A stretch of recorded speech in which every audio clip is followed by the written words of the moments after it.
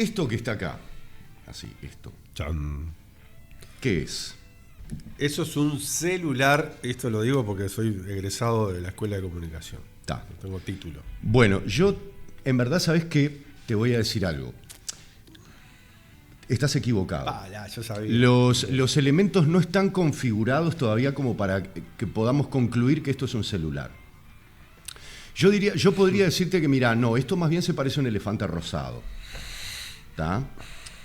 Pero no tenemos todavía los argumentos como para poder decir que esto sea un celular. Pero hay mucha gente que piensa que es un celular. Bueno, pero esa gente Me animo a decirlo. Esa gente no está preparada, ¿me explico? Quienes nos dedicamos a esto... ¿A qué?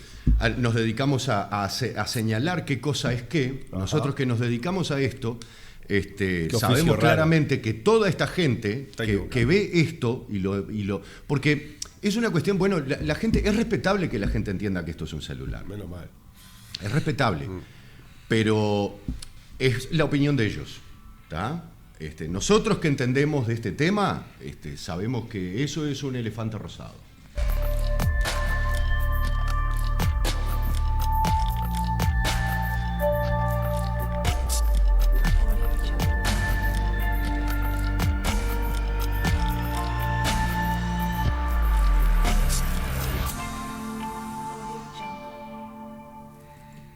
Desde hace varios días, probablemente meses, el gobierno uruguayo está como en una situación en la cual está de malabarista con respecto a lo que está ocurriendo en Gaza. Todo muy circo, ¿no? Elefantes, malabaristas. Exactamente. Bien.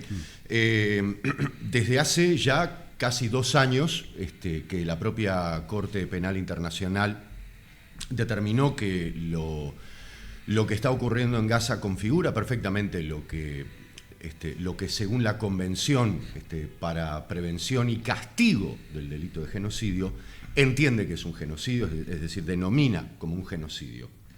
Bien, desde entonces hasta ahora, el gobierno anterior, es decir, desde diciembre de 2023 hasta fines de febrero de 2024, la responsabilidad recayó sobre el gobierno de Lacalle Pou y ahora la posta la toma el gobierno de Yamandu Orsi, que no ha cambiado en absolutamente nada, pero no solamente no ha cambiado en absolutamente nada, sino como que ha doblado la apuesta, porque es el que está llevando adelante otra cosa que la vamos a ver y que también está prescripta en la definición, o como le gusta decir a la vicecanciller Valeria Xukasi, en la configuración del delito de genocidio. Lo que les vamos a proponer ahora es hacer como una especie de repaso por algunas declaraciones de autoridades de gobierno, en este caso canciller, vicecanciller y ministra de Defensa, pero después les vamos a proponer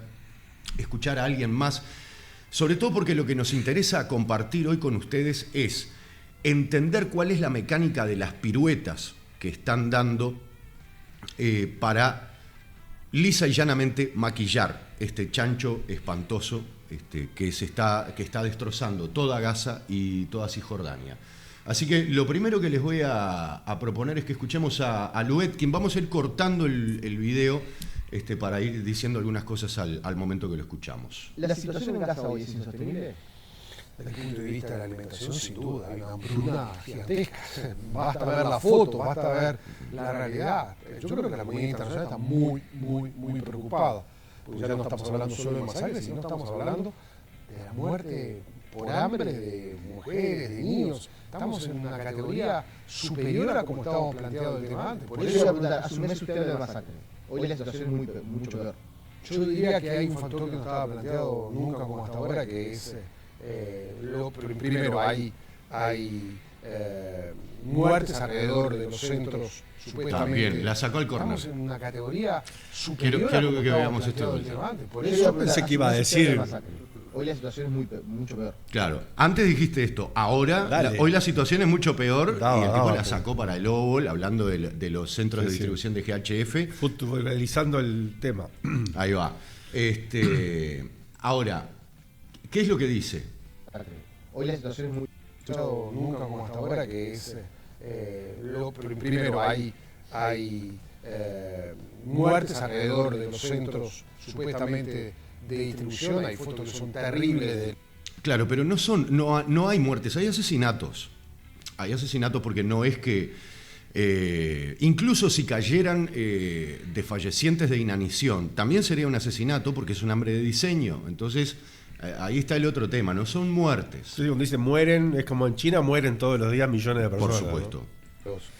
De las situaciones físicas de las personas que están en Gaza, y hay claras denuncias por parte de Naciones Unidas, ¿no? De nosotros, de Naciones Unidas, en relación a... No, eso sin duda. Es del Ministerio de Relaciones Exteriores y del gobierno, es seguro que Dejame no. una cosita ahí. Es como que todo el tiempo, no solamente parece que lo estuvieran tirando con una mira en la frente, sino que le está hablando a otra persona que no está ahí, ¿no? Le está explicando algo a alguien. Es como una desesperación de explicar algo a un sujeto omitido, que no es tan omitido. Es un sujeto omnipresente. Es un sujeto. Y si es un sujeto omnipresente, sin lugar a dudas, es un sujeto elegido, ¿no? Es un sujeto que goza de su omnipresencia porque justamente ha sido elegido. Bien, pero quiero proponerles otra cosa porque vamos a ver un hilo conductor en esto. Mientras habla el canciller Mario Israel Lubetkin. Lindo nombre, che. ¿Ya? Ese es el segundo nombre, o sea que ni siquiera se fijaron en eso. Mario Israel Lubetkin. Israel, venía a tomar la leche, le decía a la madre. O sea, no ocupes la casa del vecino. ¡Israel!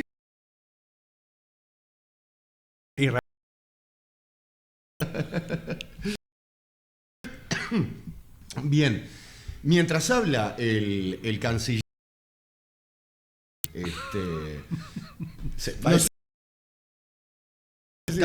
bueno, entonces hay que decirle por su nombre. A mí me gustó más para decirle Israel Lubetkin porque también, mientras habla el canciller Israel Lubetkin, imágenes, y quiero que presten atención a las imágenes de la gente cargando bolsas. Acá, bueno, está el presidente que nos... Tenemos bolsas. Entonces uno dice, ay, bueno, pero en los centros de GHF entonces están... Fíjense. Bien, no. Primero que nada, es una posibilidad que estas sean imágenes de Gaza. Quiero aclarar porque más adelante vamos a ver imágenes que aparentemente son de Gaza y que probablemente no lo sean. Pero en estas bolsas no son las que distribuye el GHF. Sin embargo, mientras el canciller Israel Lubetkin habla de la situación en concreto en los controles, en los centros de distribución de GHF, aparecen estas bolsas. Con lo cual uno tiende a asociar lo que se distribuye en los centros de GHF son comida seca, es decir, fideos secos, arroz, y no se provee de agua para cocinarlas. No sé si se entiende. Sí, porque estamos de acuerdo que con el fideo seco no hacemos nada, así solo. Exacto. Bien, y lo otro además que hay que agregar sobre esto es que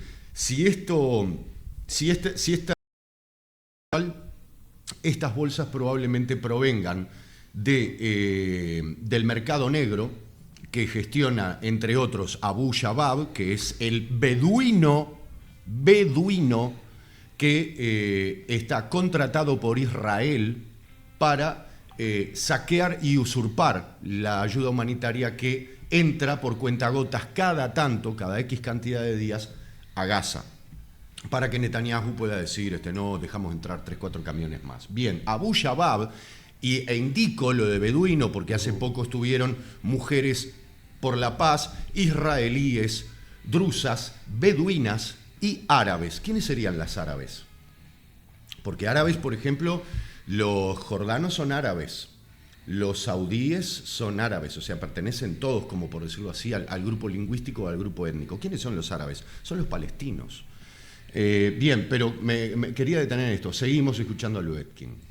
Los niveles de productos alimentarios que se necesita, lo mismo de la población ahí que está extenuada en la zona de Gaza. Por eso sacamos esta declaración hoy, que es lo que está saliendo estos días por parte de la inmensa mayoría de la comunidad internacional, hay que reaccionar sobre eso. Y en lo nuestro nosotros decimos, estamos dispuestos a colaborar si fuera posible, pero no hay ninguna garantía que los alimentos lleguen a Gaza. Lo que pasa es que el sistema en el cual se están repartiendo los alimentos en Gaza es un sistema supuestamente diseñado entre Estados Unidos e Israel, con control israelí, porque los israelíes dicen jamás utilizó estos envíos de ayuda humanitaria a veces para recibir armas, para recibir cemento, y en vez de usarlo para reconstruir edificios, lo usaban para construir túneles. Acá hay otra mentira, o sea, está bien, el periodista está citando al gobierno de Netanyahu. El proyecto desde hace al menos 16 o 17 años, porque en el 2010 el Mavi Marmara, que fue un barco que salió de Turquía para llevar, entre otras cosas, cemento a Gaza, porque estaba bloqueado, fue en el 2010. No, debe ser el mismo cemento que quería traer Lugano para acá.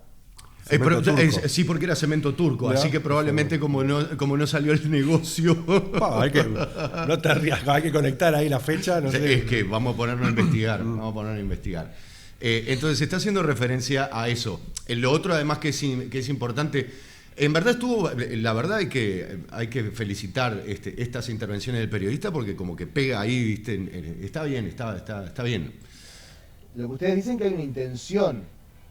Lo que nosotros decimos de que si ese era el objetivo de distribuirlo de una forma diferente, no se logró. Lo que nosotros decimos es que quien distribuyó tradicionalmente... Aparte le dice, hay intención, o sea, la intención es utilizar estos centros como centros de inanición con comida, y nuevamente se va por la tangente. En cualquier conflicto internacional que fueron las Naciones Unidas, son los directos responsables que tienen que ser quienes manejen esta situación para resolver el tema de Gaza. No hay que hacer cosas innovadoras de diferente tipo de lo que se hizo a nivel internacional en cualquier tipo de conflicto donde las Naciones Unidas ocupó la responsabilidad central de distribución de alimentos.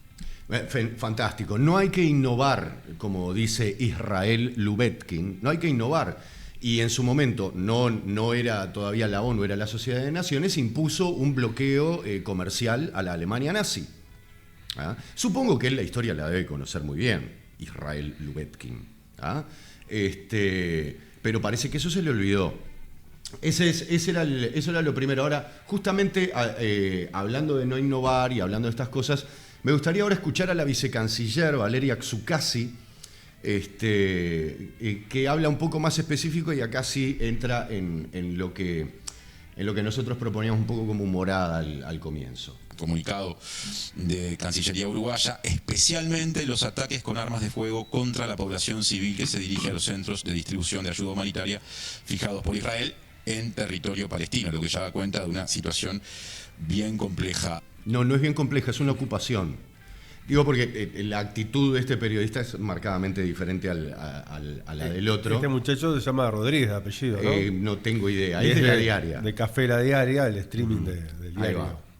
Lubetkin integraba el staff de La Diaria, supongo que eso lo sabías. Ahora que me decís, lo vi en las firmas, pero no me acordaba. Mario Israel integraba la... Este muchacho era periodista del grupo de... Sí, Martín Rodríguez. Ahí va. El grupo empezó con 13-0 con el profesor Piñeiro. Ahí está. Relator de fútbol, y ahora trabaja aquí. Ahí va, perfecto. Y en TV Ciudad es el informativista también. Yo no consumo prensa comercial. Tiene varios kioscos. Ahí va. Sí, como hacen muchos periodistas. No, pero los nombres, si los mostramos, vamos. Ahí va. Está bien. Yo te voy diciendo los nombres. Bien, perfecto. Entonces, dice que la situación es bien complicada. Es una ocupación. Sí. Es una tragedia lo que estamos presenciando, y la Cancillería monitorea en permanencia a través de su Dirección de Derechos Humanos, en la Dirección de Asuntos Políticos, está monitoreando en permanencia lo que sucede, los pronunciamientos internacionales, los pronunciamientos a través de las Naciones Unidas. Wow. Menos mal que tenemos a todos en Cancillería que están monitoreando. Y dale con la monitoreada, ¿no? Ahora, es una tragedia. Yo vi los comentarios de este video, lo recomiendo, además, entren al canal de YouTube de La Diaria, busquen este video y vean los comentarios. Creo que hubo solo uno que dijo, muy clara la vicecanciller, después el resto, y muchos de ellos aclararon frente amplistas que habían votado el gobierno, que se sentían descomunalmente defraudados, ¿no? Un desliz, perdóname, primo, vos me vas a perdonar un desliz, sí. Ya sé que sí. Escuchás la voz de esta mujer y siento el aroma del café La Diaria. Todo pega. El tono de voz, lo que dice, la forma que lo dice, es todo tan Café La Diaria. Exacto. Gente linda, ¿no? Sí, gente linda, pero además... Las sillas atrás. Sí, y qué bueno, digamos, hablar de este tema así como con tanta simpatía, ¿no? Porque no hay que ser extremista. Pero están tan preocupados. No hay duda, fíjate. Y es una situación inexcusable. Uruguay tiene una larga tradición a nivel internacional de defensa del derecho internacional. No. Corten. Corten. Primero que nada, si lo fuera, lo que está haciendo entonces es cortar con esa tradición. Claro. Vamos a empezar por ahí. Pero no tiene una larga tradición de respeto del derecho internacional.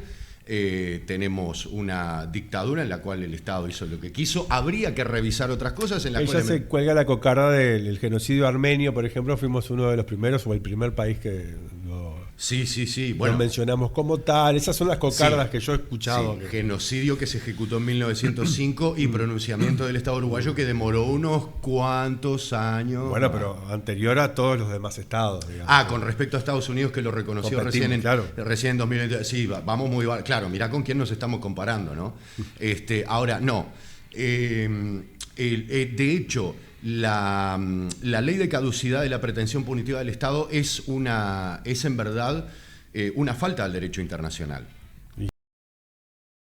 Tengo más todavía, porque el que Uruguay haya participado de la comisión que generó el plan de partición de Palestina es también un delito, pero es un delito internacional además, que pertenece casi, se podría decir, que a la categoría no solo de crimen organizado, sino de crimen institucionalizado.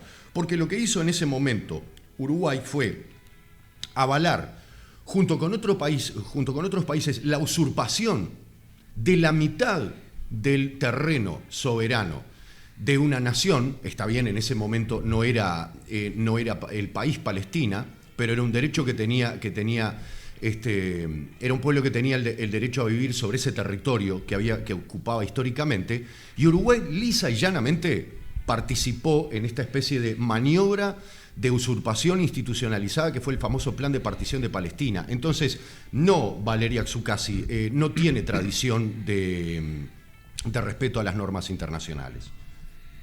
Del derecho humanitario, que está basada justamente en la protección de la población civil. A la cual Uruguay no protegió, por ejemplo, durante la dictadura. ¿Puedo seguir?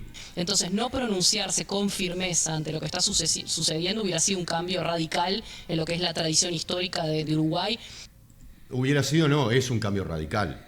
Digamos, Comité de Derechos Humanos de ONU en su momento dijo que la situación que se daba hace bastante ya, esto no es reciente, pero es sí posterior al octubre de 2023, en Gaza es consistente con el término genocidio a este momento. Porque... Dice, además me parece interesante porque dice, con el término. No es un término, y además le da, pero le levanta terrible centro a la olla a Valeria Xukasi, ahora lo vamos a ver, pero no es un término. No es un término, es un delito. Es un delito que como tal tiene una fundamentación. Tiene una fundamentación y tiene una redacción al respecto que la vamos a leer ahora.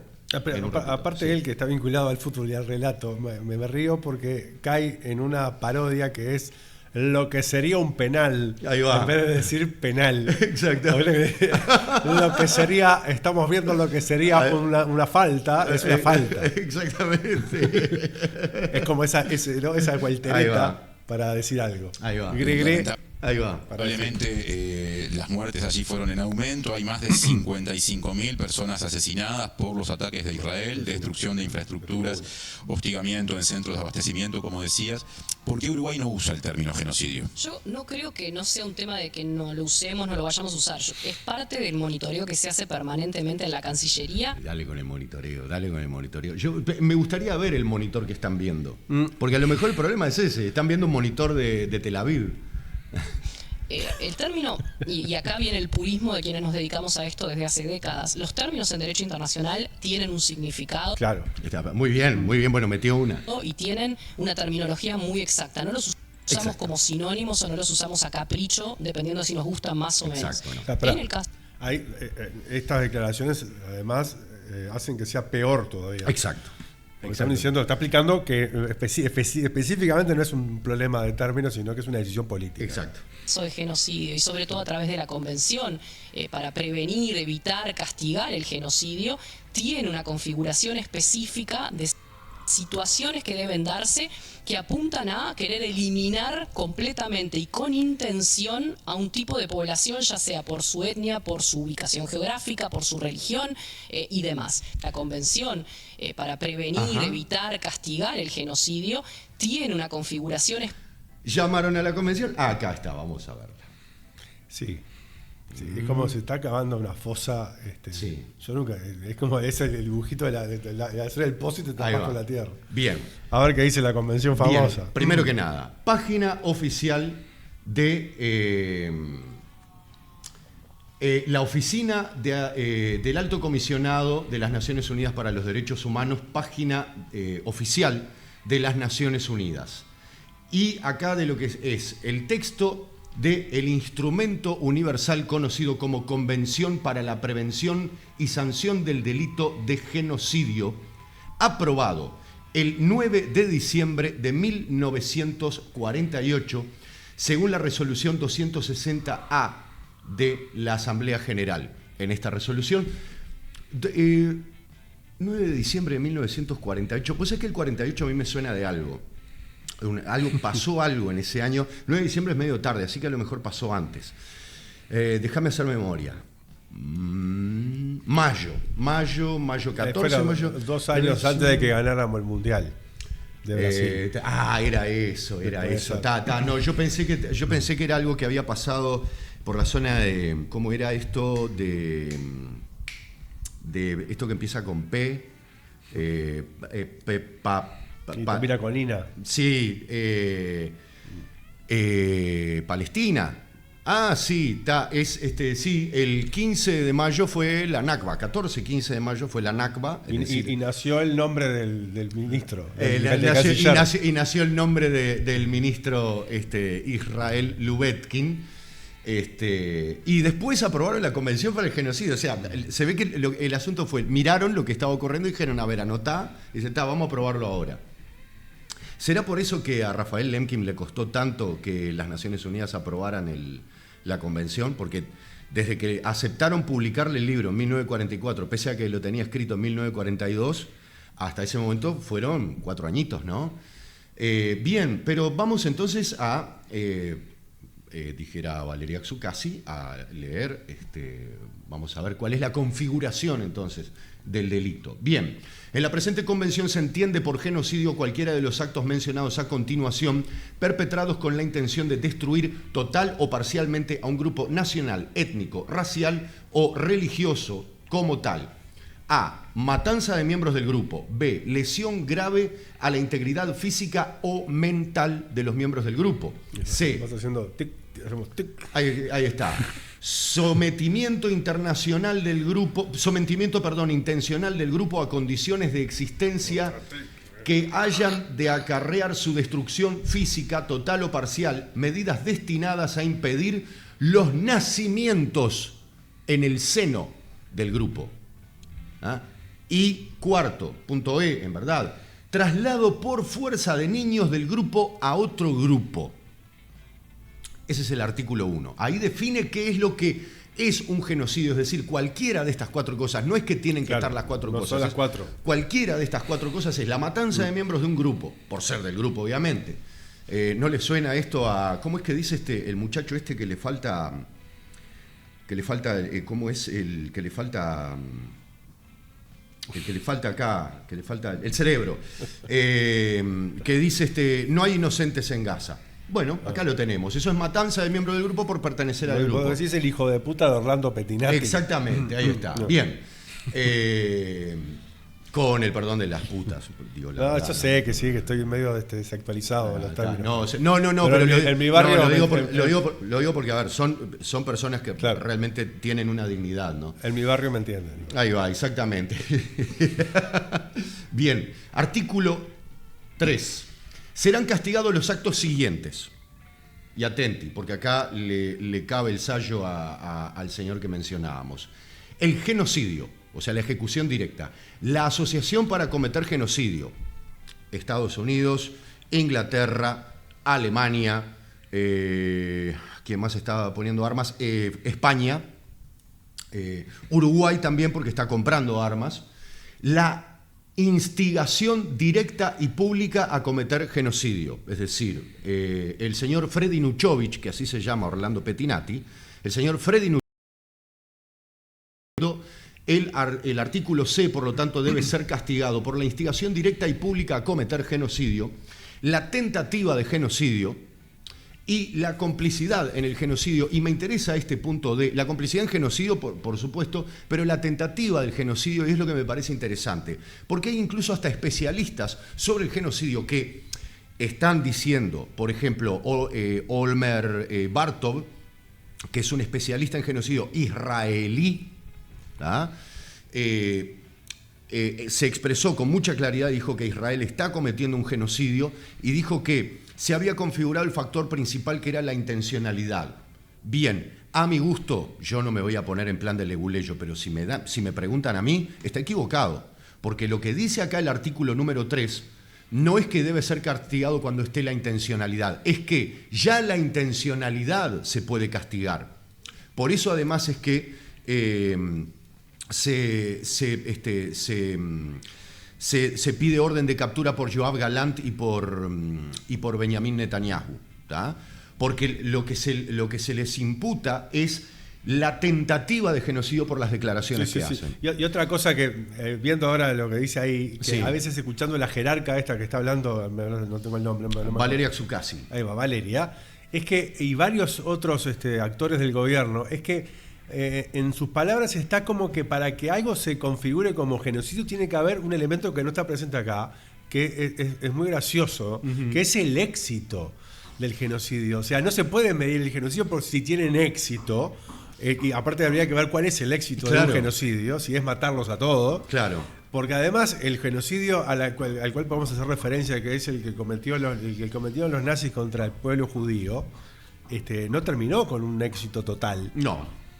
Aunque lo pretendieron. Claro, entonces, exacto. No sé cómo se mide el éxito, que no está en ningún lado, hay menos mal, que no está escrito. Bueno, sobre eso, mira, está buenísimo porque voy a citar acá palabras textuales y para el próximo video, porque no lo tengo acá en producción, porque medio que salió ahora de volea, en 2010 el medio de prensa israelí Haaretz le hizo una entrevista a Israel Charny, que Israel Charny era un tocayo de Lubetkin, era especialista en genocidio israelí.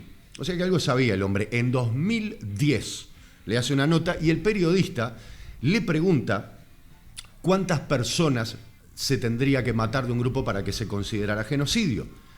Entonces, después de que Israel Charny dio una larga explicación acerca de por qué es absolutamente inconveniente poner un número mínimo. Obvio. Dijo, puestos a poner un número, yo creo que si uno mata a 10.000 personas de un mismo grupo por ser miembros del grupo, si eso no es un genocidio, ¿qué otra cosa puede serlo?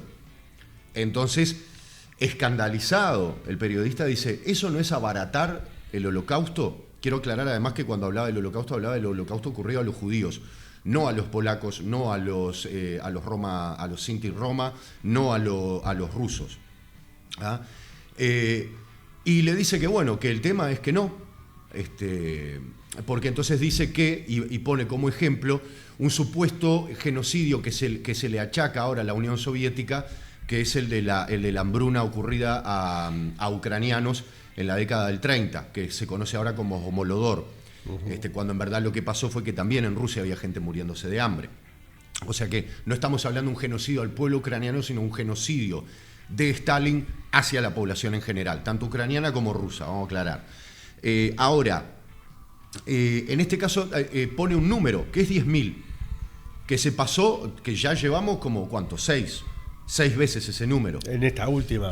Sí, en esta última ronda. Si contamos no, la Nakba ya califica porque fueron 15.000.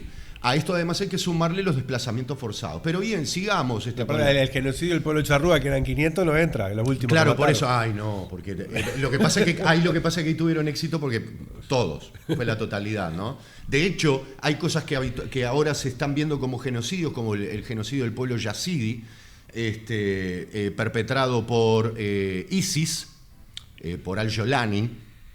No sé si les suena. No, lo que pasa es que ustedes lo conocen por Al-Shara, que es el presidente sin elecciones de Siria. No, bueno, perpetró un genocidio porque afectó la estructura del patrón biológico. O sea, afectó el patrón biológico del pueblo yazidi, mató 3.000, esclavizó mujeres, etc. Entonces ya eso califica, o sea, no es un tema de número, pero puestos al número, si nos guiamos por la vara de Israel Charny, estamos totalmente dentro del rango. Bien. Artículo 4. Las personas que hayan cometido genocidio o cualquiera de los otros actos enumerados en el artículo 3 serán castigadas, ya se trata de gobernantes, funcionarios o particulares. Acá marcha todo el mundo, así que el señor Freddy Nuchovich, alias Orlando Pettinati, debería ser enjuiciado por violación del artículo 3 de la Convención de Prevención y que condena la instigación directa y ya él junto con una inmensa cantidad de ciudadanos israelíes y de otras nacionalidades que están en las redes instigando a cometer el genocidio. Esta es la, dijera Valeria Tsukasi, la configuración. Este es el texto de, volvamos, la Convención para la Prevención de la Sanción del Delito de Genocidio, leído directamente de la página del Alto Comisionado de Naciones Unidas para los Derechos Humanos, que estamos leyendo el texto del aprobado el 9 de diciembre de 1948. Yo no entiendo cuál es la dificultad, cuál es la especificidad con entender algo de esto. No sé qué monitor tienen en el Ministerio de Relaciones Exteriores de Uruguay. Pero creo que el texto es bastante claro acerca de qué cosa es y qué cosa no es. Se lo hackearon el monitor. La otra es, si esto no configura como genocidio, ¿como qué configura y dónde está escrito lo que ellos dicen que configura? Exacto. Estaría bueno para chequearlo. Ahí va, estaría muy bien. Habría que hacer una consulta a lo mejor, ¿no? Podríamos escribir un mail a Cancillería para preguntar qué monitor están viendo. Bien, vamos a volver a la entrevista de Tsukasi. Comunicado de Cancillería Uruguaya. La convención para prevenir, evitar, castigar el genocidio tiene una configuración específica de situaciones que deben darse. No es una configuración, es una redacción. No sé por qué habla de configuración. Y porque en la facultad hablan así. Tenés razón. Para que la gente no entienda, decís vos, porque es un... Está ahí. El café, yo escucho el ruidito del café. Y decís configuración, y es más rico el café. Vos no sabés nada. No, tenés razón. Yo no soy simpático, además. Vos sos de Pueblo Victoria. Claro. A mucha honra, No hay olor a café, hay olor a petróleo. Exactamente. Próximamente canal de dragado exclusivo para Pueblo Victoria. Sí, que apuntan a querer eliminar completamente y con intención a un tipo de población, ya sea por su etnia, por su ubicación geográfica, por su religión y demás. Lo que estamos haciendo nosotros, como creo que varios países del mundo, es... La plancha. ¿Es eso? ¿Será eso? Yo no sé nada del lenguaje visual. Esa manito que anda en la oreja debe ser algo, es algo. Ahí va. Franco Piso se llama el que está. Ahí va. Hay que mandarle el video. Hay que mandarle el video. Vamos a mandárselo, en serio. Vamos a mandárselo y le pedimos que haga la reacción y la pasamos acá. Sí. Vamos a mandar, en serio, vamos a mandárselo. Monitoreando lo que está sucediendo y tratando de entender si lo que está sucediendo entra o no entra dentro de esa definición. O sea, saben que no, pero ahora están tratando de entender si entra o no. Perdón, yo a lo mejor... perdón, yo voy a leer de vuelta la redacción, simplemente los puntos, ¿no? A ver si es comprensible, porque a lo mejor el problema es que falla la comprensión de lectora. Matanza de miembros del grupo, ¿eso se entiende? Sí. Lesión grave a la integridad física o mental de los miembros del grupo, se entiende. Y está en el chequeo, ¿no? O sea, está pasando, está bien. Sometimiento intencional del grupo a condiciones de existencia que hayan de acarrear su destrucción física total o parcial, medidas destinadas a impedir los nacimientos en el seno del grupo. ¿Se entiende eso? Digo, no sé. ¿Se entiende? Sobre todo porque los niños nacen en un hospital que si igual yo lo derrumbo, parece que no nacen en ningún lado. Ok. Pucha, qué detalle ese. Bueno, está. No sé, yo que no sé, porque no sé a lo mejor qué definición está leyendo. Los canales para determinar si existe o no y para castigar y condenar un genocidio son muy claros. No hay tampoco lugar a la creatividad. Exacto. Existe una convención que establece la configuración de dos elementos, la materialización física, es decir, el ataque sobre un tipo de población, y la intencionalidad de querer hacerlos desaparecer. Esos casos, cuando se dan, la intencionalidad es importante, es decir, tiene que haber alguien que diga, en representación de quien ataca, tiene que haber alguien que diga: yo quiero eliminar a toda esta población. ¿Cómo era? Porque quiero citarlo textual. Yoav Galant, ¿qué fue lo que dijo? No agua, no comida, no combustible. Eso dijo. No, pero yo no sé cuántas genocidas en el genocidio del Congo escucharon decir: queremos eliminarlos a todos. Claro. Parece que se lo tomó como algo tácito, ¿no? Claro. Tipo, después que estaban todos 200.000 muertos. Exacto, pero además lo más gracioso es que se pone esto como elemento fundamental, cuando en verdad es un elemento que es un factor de prevención. Por eso yo decía que cuando se habla de la intencionalidad, eso, lo que se quiere decir es justamente porque la convención es para la prevención. Entonces, el ítem de la intencionalidad lo que intenta decir es el aspecto de prevención. O sea, si alguien está diciendo en la radio uruguaya, por ejemplo, no hay inocentes en Gaza, ahí claramente tenés que actuar con prevención, porque lo que está diciendo es una instigación directa. ¿Por qué? Porque dice públicamente: no hay inocentes en Gaza. ¿Tá? Entonces ahí ya podés prevenir ahí. Por eso además yo digo que Uruguay tiene también que en este caso ejercer el derecho internacional, ya que según la vicecanciller Valeria Zuccasi, Uruguay tiene una larga tradición del respeto del derecho internacional. Bueno, ahí tiene una posibilidad de actuar. No está en Israel, está en territorio uruguayo, así que tiene la potestad soberana de hacerlo. ¿Dónde están, creo, los matices en lo que se está dando a debate internacional? Es que hay quienes entienden, actores y actrices, la verdad que con el mayor de los respetos, porque hay gente que lo que está procurando es la defensa del derecho humano y del derecho a las víctimas. Algunos entienden que eso ya está configurado porque hay ciertos actores israelíes que han manifestado su voluntad de hacer desaparecer al pueblo palestino. Además hay todavía. No, pero además todo hay. Y lo que pasa es que, a ver... Pero ahora queremos que haya un consenso de toda la población, un plebiscito. No un plebiscito, sino un consenso... Un consenso nacional. Sí, internacional. Ahí está, internacional. Nadie deja, hasta que el último no diga que es un genocidio. Exactamente. Ahí no, porque no tenemos consenso. Es raro. Mientras que hay otros, en donde todavía está Uruguay, que entienden que el gobierno de Israel no ha configurado aún esa intención. El gobierno de Israel no ha configurado esa intención, dice Valeria Lubetkin, mientras que... Esa cara está demacrada. Claro, no, pero además otra cosa que es... A mí me gustaría que Valeria Lubetkin le diga esto a, por ejemplo, Itamar Ben-Gvir, o que se lo diga a Bezalel Smotrich, que son dos integrantes del gabinete, uno ministro de Seguridad y el otro ministro de Economía.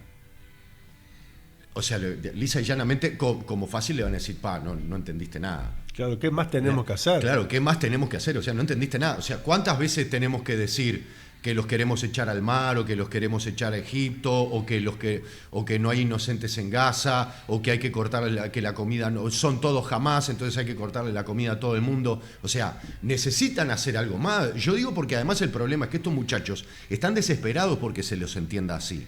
Claro, es como una falta de respeto al genocida. Desde luego, porque además el tema es que si no, se les complica con su base electoral y los agarran a tiros, como le pasó a Itamar Ben-Gvir, que parte de su base electoral lo acusó de blando y se agarraron a tiros. Y hay videos de eso en las redes, lo vi en Instagram, no lo vi en un canal de Telegram, lo vi en Instagram. Itamar Ben-Gvir sacando una pistola de su cinturón para batirse a tiros con otros colonos porque lo estaban acusando de blando. ¿Se entiende? Entonces Valeria casi que está generando un problema político. La paz es necesaria.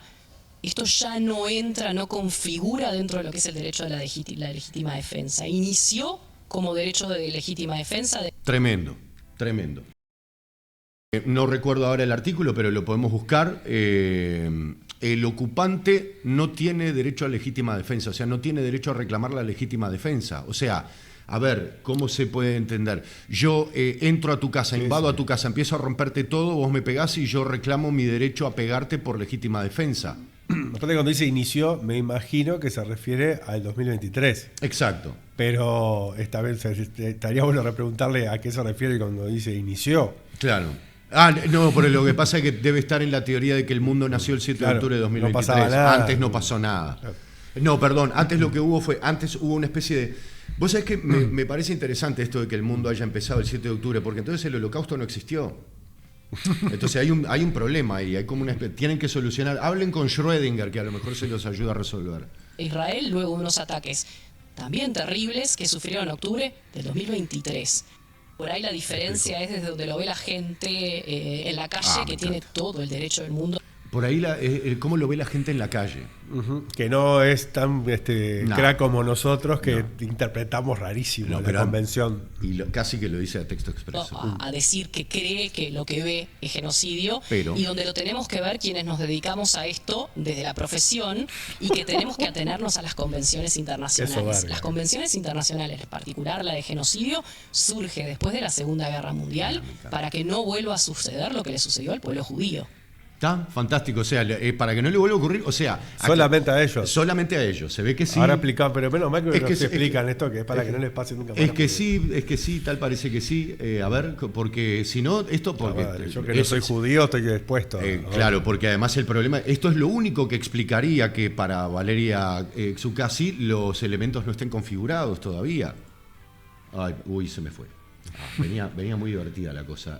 Vamos de vuelta. Sí. Esta parte de Cancillería Uruguaya. Última defensa de Israel luego de unos ataques también terribles que sufrieron en octubre del 2023. Sin duda. Por ahí la diferencia es desde donde lo ve la gente en la calle, que tiene todo el derecho del mundo a decir que cree que lo que ve es genocidio, y donde lo tenemos quienes nos dedicamos a esto desde la profesión. Perdón, y habla y luego dice... Y que tenemos que atenernos a las convenciones internacionales.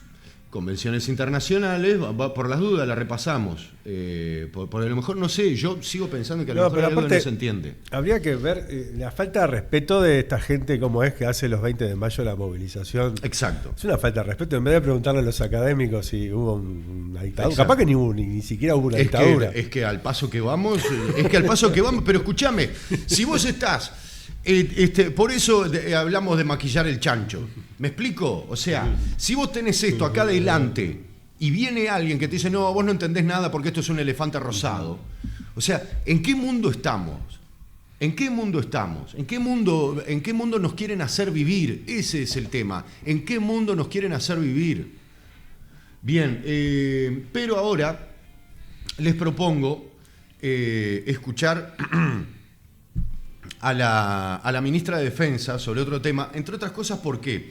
Porque de lo que estamos hablando es que no solamente Uruguay le viene comprando armas a Israel, sino que va a renovar la cooperación que ya tiene en armas y en seguridad en el pleno momento en el cual está cometiendo un genocidio.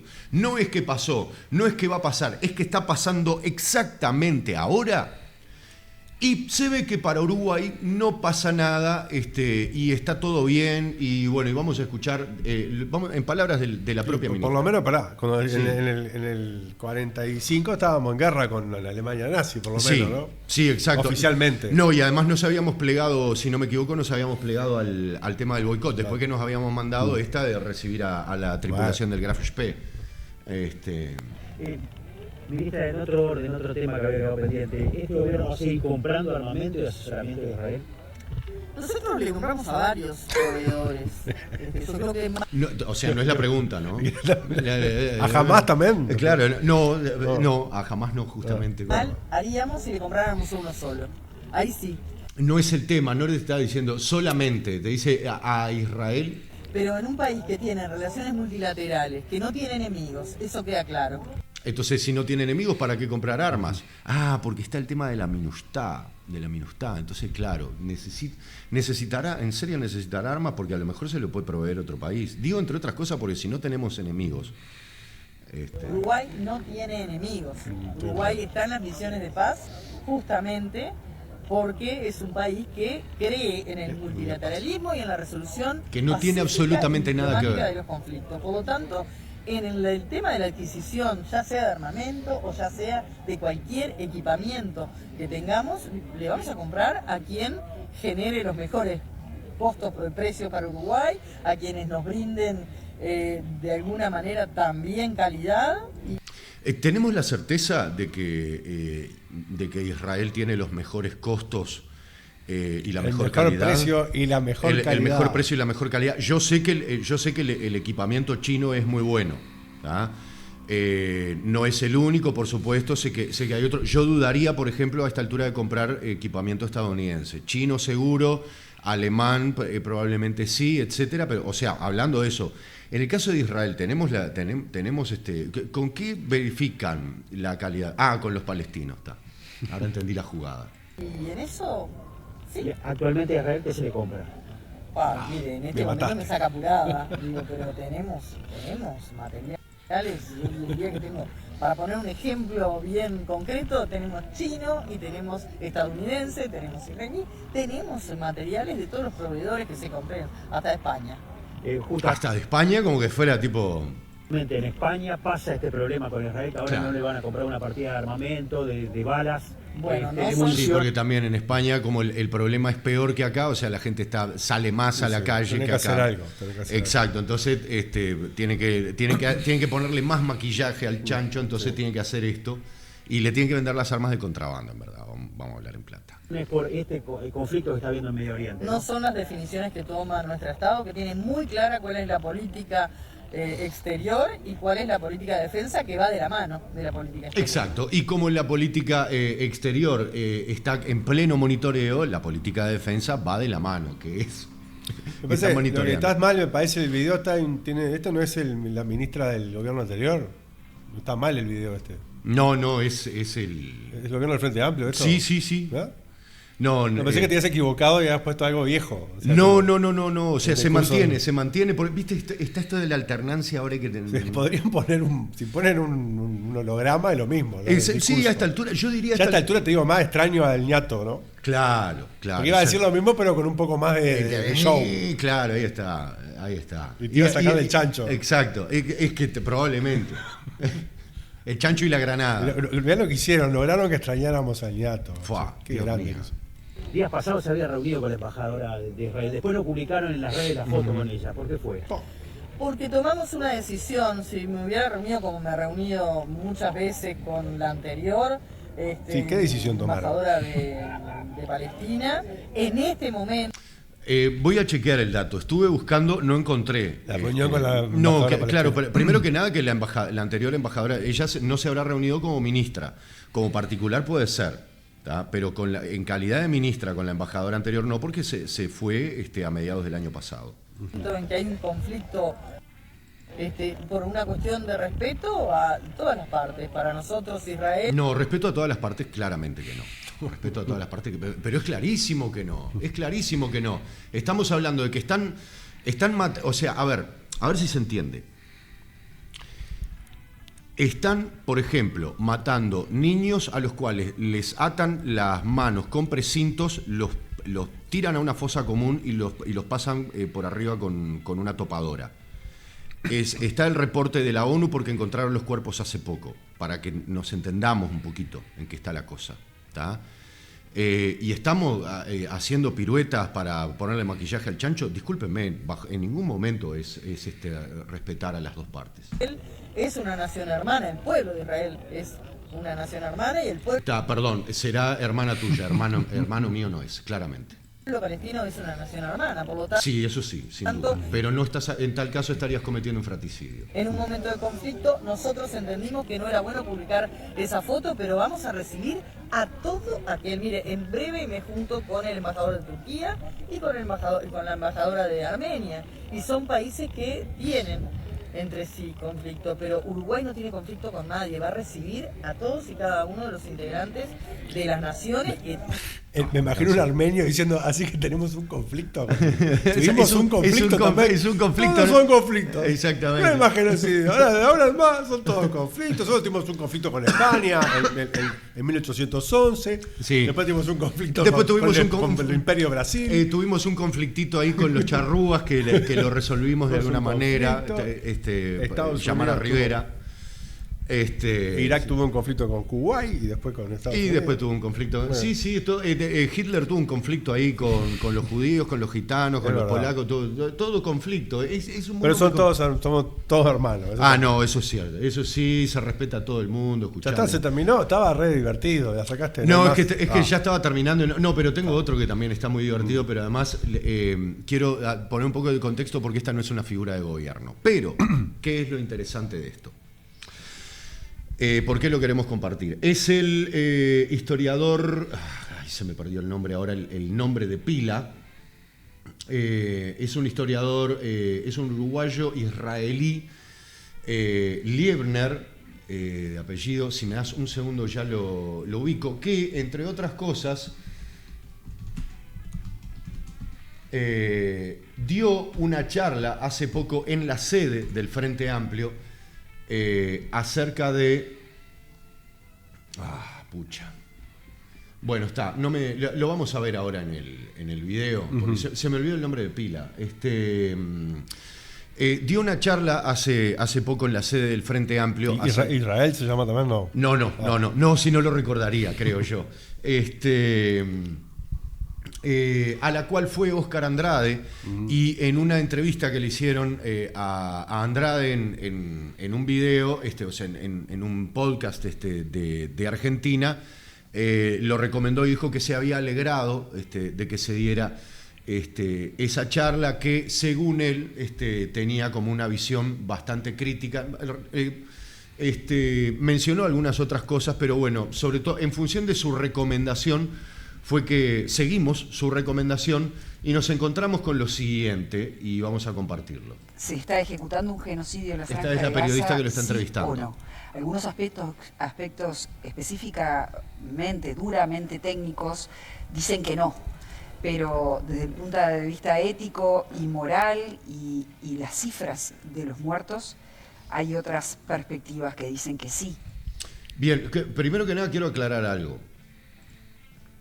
Dice acá...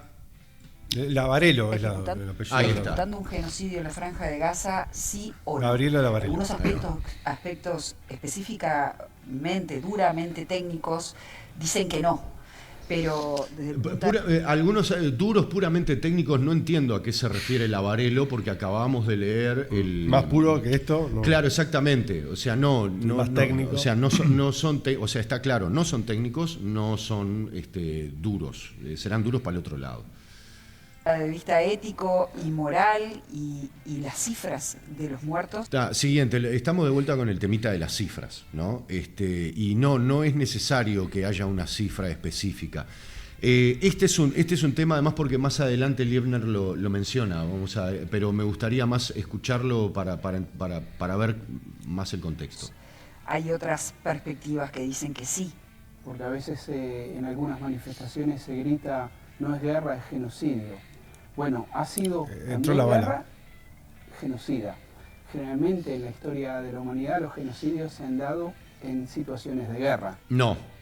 Eso es el primer error. No todos no sé, si entramos a contar, en verdad, probablemente no hayan sido en el marco de una guerra. El genocidio yazidi no fue en el marco de una guerra, el genocidio rohingya no fue en el marco de una guerra, el genocidio charrúa no fue en el marco de una guerra. ¿Y el que sufrieron ellos tampoco? El genocidio no, porque arrancó en el 38, la noche de los cristales rotos incluso fue antes, fue un episodio genocida. Había intención ya en la propuesta proselitista de Hitler, ya había elementos genocidas claramente condenables, y no fue en el medio de una guerra. Pero aparte, lo que se dice guerra, propiamente dicho, por ejemplo, si hay una guerra mañana entre países que tienen un poderío similar, Y el genocidio siempre se da al revés, cuando hay un poderío muy fuerte de una parte contra otra. Exacto. Si está parejo, hubo la Guerra Fría. Exacto. No hubo un genocidio de Estados Unidos contra los rusos. Exacto. Ni al revés. Exacto. Ni va a haber. Exacto. No, y además otra cosa, yo no me puse a ver la legislación oficial con respecto a qué cosa puede ser designado como guerra.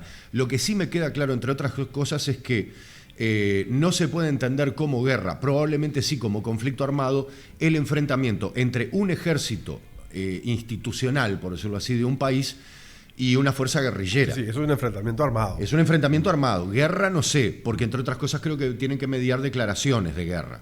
Claro, declarar dos estados. Declararse mutuamente la guerra. Se declara la guerra. Ahí está, bien. Nosotros le declaramos la guerra a Alemania en el marco de estar en ese eje. Exacto. De alianzas con Estados Unidos. Exacto. Europa, sí, si no, no le declaramos nada. Pues, la declaramos. Creo que fue la última vez que declaramos una guerra. Además, ¿no? Sí, exacto, exacto. Bien, pero entonces no se dan, no necesariamente se dan en el no, tampoco fue la mayoría, de hecho si empezamos a hacer las cuentas probablemente sean la excepción, si es que hubo alguna, y después lo de la guerra genocida sí, pero no es, o sea, no es como de nuevo lo mismo, ¿no? Es ponerle maquillaje al chancho. En una guerra genocida no de guerra no tiene nada, hay enfrentamientos armados con Hamas. O sea, con las brigadas palestinas. Dicho sea de paso, no les está yendo muy bien al ejército de Israel. Lo de Israel e Irán se pareció a una guerra. Eso sí. ¿Viste? Ahí tenés un ejemplo. Ahí está.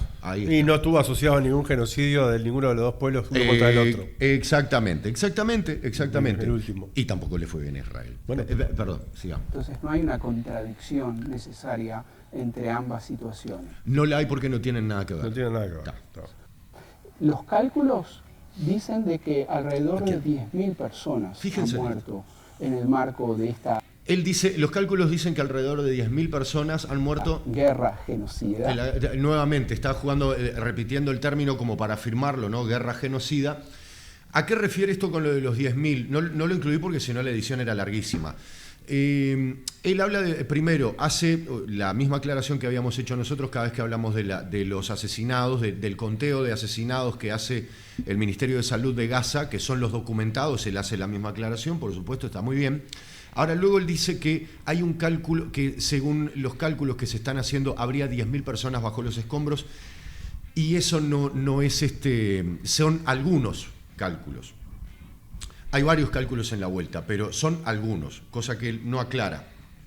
Hay otros cálculos, entre otras cosas, surgidos de la Universidad Ben Gurión, que nosotros los compartimos aquí en un video anterior, en el cual se habla de 277.000 desaparecidos. Bien, sigamos. Y por eso las cifras, las cantidades, la magnitud habilita hablar de genocidio, además de las declaraciones de buena parte de los ministros del gobierno de Israel, que no tienen empacho en hablar de guerra-muerte, en referirse, por ejemplo, el ministro de Seguridad Interior Ben Gvir, el ministro de Finanzas Smotrich, incluso el ministro de Defensa Israel Katz. No hay... Esto me interesa. Te nombró todo lo que le faltó a la otra. Todo lo que le faltó a la otra, además aclaró, utilizó el tema de la magnitud también, fue muy eufemista, porque en magnitud estamos hablando de la crueldad y el sadismo absolutamente descarriado y descomunal que estamos viendo en Gaza. Y en Cisjordania también. En Cisjordania el problema es que como está más escondido, es todo, digamos, es como en menor escala. No lo estamos evaluando como tal, pero lo que está ocurriendo en Cisjordania también es un genocidio, por no hablar de lo que está ocurriendo también en Jerusalén Este. Ahora, me interesa esta parte de acá en la que menciona estos tres, porque sobre todo retengamos los nombres, son tres figuras de gobierno, porque luego vamos a ver qué es lo que me parece a mí que está haciendo Gerardo Liebner aquí en Uruguay. Ninguna razón militar para seguir destruyendo las viviendas que aún quedan en pie. La razón por la cual están destruyendo sistemáticamente las viviendas que aún quedan en pie en las zonas controladas por el gobierno de Israel es para no permitir el regreso de los palestinos de Gaza a esos lugares. Perdón, a todo esto nuevamente quería hacerles notar algo. Acá lo que estamos viendo son imágenes de, por ejemplo, procesos de rehabilitación de heridos, ¿no? Porque esto es importante y es más, hasta me gustaría saber de dónde levanta Canal 5 estas imágenes. ¿No? Acá vemos tranquilamente una persona que se levanta, está en un centro de salud, viene una persona herida, se dan la mano, hay toda una escena como muy tranquila. Yo creo que esto es de Cisjordania, no es de Gaza. En Gaza el clima es muy otro, lo que se ven en los videos que surgen de las cuentas palestinas, que habitualmente difunden material de Gaza, no transmiten este clima, no transmiten esta tranquilidad. De hecho, no hay personas que den este aspecto físico tan saludable y rozagante. Me parece que estas imágenes no son de ahí. Ahora la pregunta es ¿por qué poner estas imágenes? Entre otras cosas porque transmiten una idea de tranquilidad, ¿no? Entonces, eso es algo que es importante entender y lo vamos a ver más adelante con otras cosas. Acá sí se alterna, pero acá hay como una especie de efecto de semiotización, ¿no? Me parece que esta imagen sí perfectamente puede ser de Gaza. Y después hay imágenes que son inequívocamente de Gaza, ¿no? Perdón, sigamos. Solamente. Lo ha dicho el ex primer ministro Ehud Olmert. Bien, acá estamos. De los palestinos de Gaza a esos lugares. Son por la cual están destruyendo sistemáticamente las viviendas que aún quedan en pie en las zonas controladas por el gobierno de Israel, es para no permitir. Yo quiero que vean, entre otras cosas, quiero hacer referencia a eso, el aspecto saludable de la piel del enfermero que está tratando al muchacho, porque esto es algo que no se está dando. O sea, explicaba uno de los mercenarios que renunció al GHF el aspecto que tiene la piel de una persona que se está muriendo de hambre, y es muy distinto a esto, porque incluso puede conservar su gordura, etcétera, pero su piel cambia totalmente. El regreso de los palestinos de Gaza a esos lugares. O sea, se está haciendo una limpieza étnica. Además, Limpieza étnica es eufemismo de genocidio, quiero aclarar, porque resalta el asunto de que, bueno, lo que se está haciendo no es matando, sino desplazando a la población. No hay una población que sea desplazada en forma forzada sin que se la mate, o sea, sin que se maten a... Igual te quiero decir que, claro, como lo comparo con lo que dijo la de la Cancillería, me suena que es un oasis de escuchar a alguien de Uruguay decir medianamente algo en un medio de comunicación masivo. Es infinitamente más jugado, ¿no? Entiendo que vos señales un montón de lavados de cara y contradicciones, pero claro, si lo comparás con lo otro. Sin duda. Pero esto, lo que pasa es que esto es algo que hay que entender, y me parece que es lo que el gobierno uruguayo no entiende. Que el Zócalo del 5 dice conflicto. Conflicto, exactamente, que es... intentan ser más realistas que el rey, porque los debates, y lo dice el mismo Gerardo Liebner, los debates sobre este tema en Israel son muchísimo más caldeados, muchísimo más agresivos, muchísimo más claros en el lenguaje de lo que no solamente de la forma en la cual se expresa el gobierno uruguayo, sino la prensa uruguaya. Digo yo solamente. Lo ha dicho el ex primer ministro Ehud Olmert, lo ha dicho el ex ministro de Defensa Moshe Ya'alon, que es una persona que fue ministro de Defensa de Netanyahu. Ehud Olmert y Moshe Ya'alon son integrantes de la oposición, y claramente Gerardo Liebner debe estar vinculado a la oposición. ¿Qué es lo que estamos viendo acá? Es un operativo político.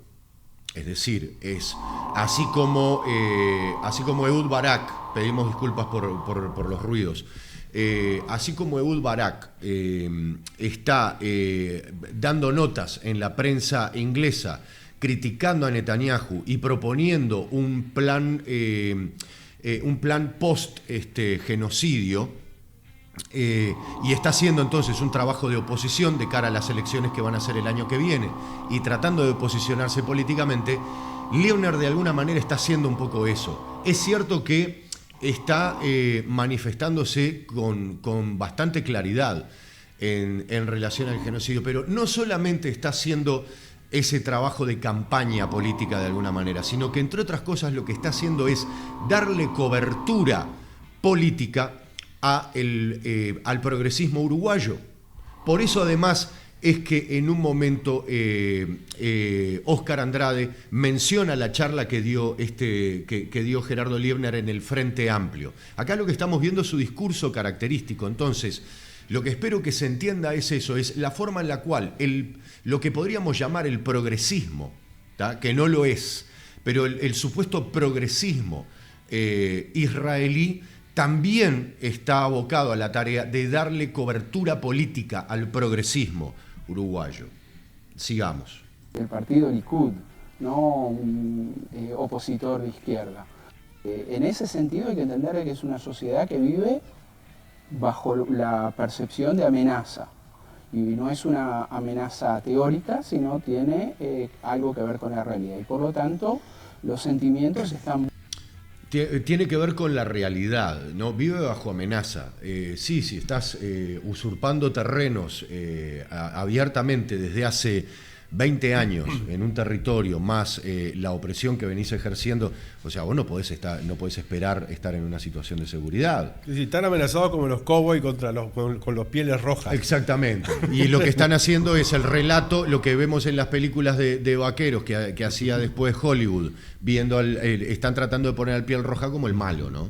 Muy a flor de piel, el debate público es muy agresivo, es muy violento. Lo que decíamos. Pero por otro lado, ¿qué es lo que estamos planteando, lo que planteo yo, lo que plantean otros 1.400 colegas que se han pronunciado hace un mes muy claramente? ¿Qué es lo que estamos diciendo? ¿Y cuál es la alternativa? ¿Cómo se sana esto? ¿Esto se sana con la muerte de palestinos? No. ¿Esto se sana con el sufrimiento de personas inocentes? ¿Esto se sana con la expulsión de esos palestinos de Gaza? Quiero hacer notar en la imagen 2 banderas de Israel, ¿no? Estamos hablando de un conflicto en el cual solamente están las banderas de uno de los lados. ¿Y si logran expulsar a los palestinos de Gaza, qué va a suceder en el futuro? Otra cosa que es importante, emplea el término palestinos. En el comunicado, por ejemplo, en varios comunicados del gobierno uruguayo se habla de los árabes, no de los palestinos. ¿Por qué es importante distinguir esto? Liebner o pertenece a la derecha o pertenece al sector progresista de Israel, que es el que emplea el término palestinos. Los colonos y el Likud no hablan de palestinos, dicen hablan árabes. de árabes. Sí, o sea, los desposeen de su herencia cultural. Esa gente, sus hijos, sus nietos, ¿qué van a querer si no volver a combatir? Bien, esto que acaba de decir es como que están entrando en la galaxia, dijera George Bush, están empezando como a entender. Esto antes no estaba planteado, este fenómeno es nuevo y me pareció importante. ¿Por qué? Porque acá es donde uno ve del otro lado un elemento, en caso que sea sincero, un elemento para empezar una conversación adecuada.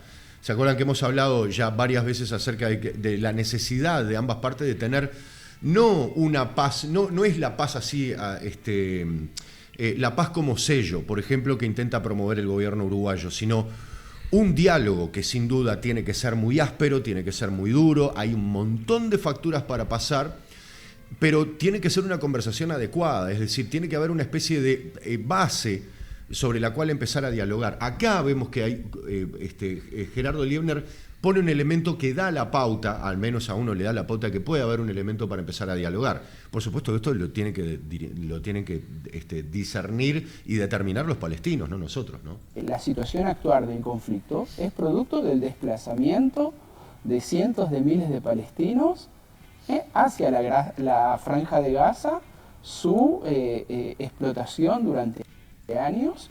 Esto que está diciendo es muy importante y, o sea, realmente es así, está admitiendo, entonces cuando habla de, todo esto comenzó con el desplazamiento de cientos de miles de palestinos hacia la franja de Gaza, de lo que está hablando es de la Nakba, ¿tá? Porque ahí fueron desplazados 750.000 palestinos fuera del territorio histórico de Palestina y fueron empujados hacia la zona que hoy es Cisjordania y hacia la franja de Gaza, que automáticamente es convertida en un campo de concentración. O sea, esto no es de ahora. No, y cualquier proceso volviendo al tema que estabas hablando anteriormente, pero se conecta con esto que dijo ahora, cualquier proceso de reconciliación nacional, y podemos tomar como ejemplo el de Sudáfrica, tiene que empezar llamándole a las cosas por su nombre. Exacto. Si no, no hay ningún proceso, ¿no? Exacto. de restauración de determinado orden nuevo, exacto, tiene que empezar por eso. Llamémosle al genocidio, a los desplazados, a los que eran auténticos poseedores de un territorio,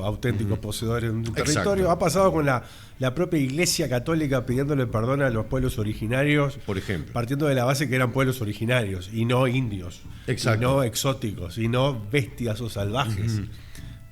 Ahí se puede iniciar una conversación que no tiene, como decís vos, tiene que durar lo que tiene que durar, pero exacto, se inicia así. Exacto. Y el hecho de que han vivido sitiados 15 años. Ya hay distintos sectores de la sociedad israelí que tienen dificultades para mirarse en el espejo, precisamente porque se está conociendo cada vez más las atrocidades que se han cometido y que se están cometiendo en la Franja de Gaza, y hay como una toma de conciencia y un sentimiento de pavor. Bien, perdón, se están dando a conocer, las conocen de hace rato. Claro, te iba a decir eso, ¿están reconociéndose, le dan miedo mirarse al espejo o lo descubrieron? Claro, porque además primero dice, les da vergüenza mirarse al espejo, y después dice, ya se están conociendo, se están empezando a conocer. No, se conocen desde hace rato, y cuando digo se conocen hace rato no me refiero al resto del mundo, me refiero a Israel. La diferencia ahora es que antes la casi totalidad de la población israelí festejaba, y el problema es que ahora de a poco les está cayendo la ficha. Creo yo, simple y sencillamente por agotamiento, porque deben estar también agotados del frenesí en el que están. Entonces hay sectores que empiezan a demostrar como agotamiento y empiezan como a entrar en el sistema solar, ¿no? Entonces, quiero aclarar eso porque ¿qué pasa? También hay gente que a veces se pregunta y dicen, a lo mejor no les están diciendo nada. No. La sociedad israelí sabe muy bien lo que está pasando, entre otras cosas, porque los soldados se encargan de publicar en las redes sociales los crímenes de guerra que cometen para celebrarlos, y lo hacen, entre otras cosas, porque las plataformas de Meta le fomentan particularmente la difusión de esos contenidos. Es decir, la forma en la que está configurado los algoritmos para que las publicaciones en hebreo se difundan de cierta forma, tiene que ver con eso. No, y después se me ocurre también que hay también una cuestión generacional que debe tener su peso, que no desconozco en qué volumen, pero los protagonistas mayores, los activos del año 48 en Israel, no necesariamente tienen la misma responsabilidad que un pibe de 20 años hoy en Israel. Exacto. Eso debe estar pesando un poco también el tema generacional. Sí, sobre todo está bueno lo que mencionaste, porque sabés que en verdad la generación la generación que está siendo golpeada duramente por todo esto es la generación de la guerra del 67. Claro. Esa generación que hoy son abuelos pero con cierta vitalidad, es decir, no son personas de 90 años, que tenía probablemente 20 y pico de años, porque en la CFDI son todos muy jovencitos. Hoy por hoy está sintiendo como o sea, ya venía digamos, como viendo la actitud con la cual las nuevas generaciones estaban tomando la conscripción. Son de alguna manera vistos como los héroes de esa época porque ganaron una guerra que no esperaban ganar, y son los que ahora se sienten golpeados, y son los que, entre otras cosas, ahora están diciendo, no solamente perdimos en Gaza, dicen ellos, sino que el mantenernos ahí le va a costar la existencia al Estado de Israel, y lo entienden desde la óptica de alguien que por la experiencia en un momento crucial entiende de qué depende la supervivencia de Israel, ¿no? Entonces está buenísimo. Hubo un aumento en los casos de suicidios. Hay 3 soldados que la semana pasada de infantería se negaron a reingresar a Gaza, aduciendo que tenían pesadillas, que no podían físicamente volver a las situaciones en las que habían estado. Uno de ellos se filtró su testimonio, que le tocó disparar sobre una mujer y 2 niños, y él dice que los niños lo persiguen en sus pesadillas. Yo quiero aclarar sobre esto, y de hecho lo compartía por eso, es que esto no es un elemento nuevo para la sociedad israelí. Es decir, el que se filtren de repente testimonios de soldados que tienen un trauma profundo por las actividades genocidas que vienen cometiendo en Gaza, de asesinar civiles, etcétera, data de larga época en la sociedad israelí.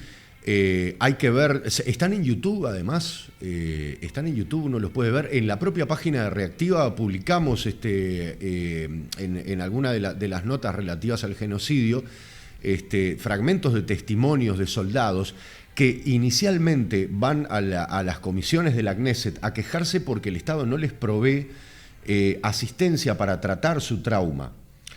Y se vuelven brutalmente disfuncionales en la sociedad, en sus familias. Es gente que queda inutilizada solamente por el trauma psicológico. Entonces no es un elemento nuevo, no es que esto está empezando a ocurrir ahora. Esto es algo que viene ocurriendo de hace rato, es parte de la basura que la sociedad israelí barre bajo la alfombra. El problema es que ahora todo eso les está explotando en la cara al mismo tiempo. Ese es el tema. O sea, digamos que a mi gusto, por un lado, que me parece que no es, Liebner está llegando a una conclusión que con todo me parece relativamente acertada, que es la necesidad de iniciar una conversación adecuada. Pero lo que sí está claro es,